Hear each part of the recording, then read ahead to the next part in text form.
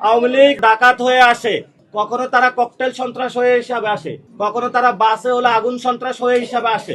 বাংলাদেশে কোনো আর ফেসিবাদী আচরণ করতে পারবে না। ভারত সরকারকে আহ্বান জানাবো, বাংলাদেশে যে খুন করেছে খুনি হাসিনাকে আপনারা দ্রুত ফেরত দিন বাংলাদেশে। আইন শৃঙ্খলা বাহিনীর কাজ হলো জননিরাপত্তা বিধান করা। আমরা আমাদের রাজনৈতিক যে অবস্থান রয়েছে, কর্মসূচি রয়েছে সেটা পালন করব, কিন্তু আমাদের কাজ নিরাপত্তা বিধান করে না, এটা আইন শৃঙ্খলা বাহিনীকে করতে হবে। এবং এই সরকারের যদি নিরাপত্তা এখন না দিতে পারে তাহলে ফেব্রুয়ারিতে ইলেকশনটা কিভাবে হবে? সেই জন্য আমরা সরকারের কাছে আহ্বান জানাবো, আপনি নিরাপত্তা বিধান করুন। কিন্তু আপনারা দেখেছেন পুলিশের পোশাক পরিবর্তন হয়েছে, অর্থাৎ কিছু ট্রাস্টের জায়গায় আইন শৃঙ্খলা বাহিনীকে গড়ে তোলা হচ্ছে। আমরা আশা করব পুরো পুলিশ বাহিনীকে পুনর্গঠন করা হোক। র্যাব এবং অন্যান্য যে বাহিনী, আমরা তো র্যাবের কথা বিলুপ্ত হয়ে বলেছিলাম, যদি তারা সংস্কার প্রক্রিয়ার মধ্য দিয়ে আসতে পারে আমরা মনে করি সুন্দর বাংলাদেশে আইন শৃঙ্খলা পাবো এবং আমাদের রাজপথে কর্মসূচি থাকবে। এবং আমরা সরকারকে আহ্বান জানাবো যে সরকার জনগণের কাছে আবেদন জানাতে পারে যাতে সমাজে যারা বিশৃঙ্খলা সৃষ্টি করে তারা কোনো উৎপাত না করতে পারে। কখনো তারা ডাকাত হয়ে আসে, কখনো তারা ককটেল সন্ত্রাস হয়ে হিসাবে আসে, কখনো তারা বাসে হলে আগুন সন্ত্রাস হয়ে হিসাবে আসে।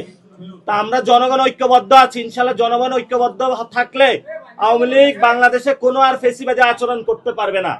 এবং শেখ হাসিনার রায় হচ্ছে এটা বাংলাদেশের বিচার বিভাগের ইতিহাসে একটি মাইল ফলক হয়ে থাকবে।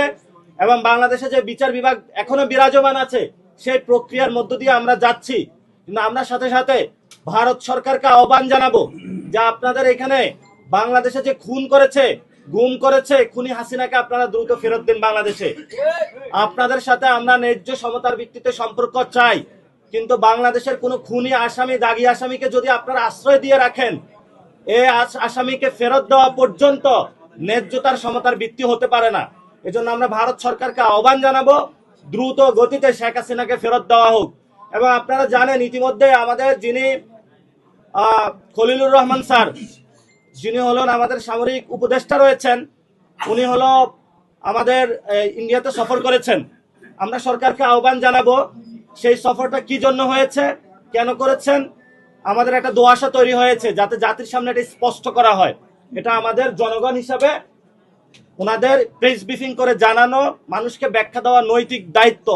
কারণ আমরা ভারতকে দেখেছি যখনই নির্বাচন আসে তখনই ভারত এই নির্বাচনকে কেন্দ্র করে অস্থিতিশীলতা এবং সেই নির্বাচনে তারা হলো নিজেদের এজেন্ডা বাস্তবায়নের জন্য, ফেসিবাদী সিস্টেমকে টিকিয়ে রাখার জন্য তারা বারবার হস্তক্ষেপ করে। এই সফর কি কোনো হস্তক্ষেপ নাকি বাংলাদেশকে নতুন একটি জায়গা নিয়ে যাওয়ার জন্য? সরকারকে স্পষ্ট করতে হবে।